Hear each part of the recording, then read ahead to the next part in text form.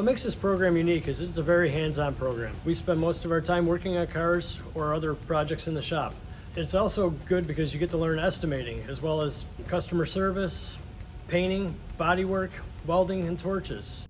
A project that I've really enjoyed working on in this program was definitely an MRAP. That is a military truck that carries personnel. Definitely not something you see every day. Students should know before they come into this program, it is hard work, but it's a very rewarding job. You learn a lot. We start out from the beginning and take you all the way to refinishing a car.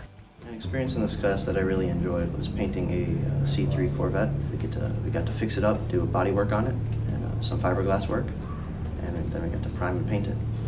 But it's very gratifying to take something that was once destroyed and restore it back to its original status. I would recommend this program for others because it's a really fun program if you like working with cars in your hands.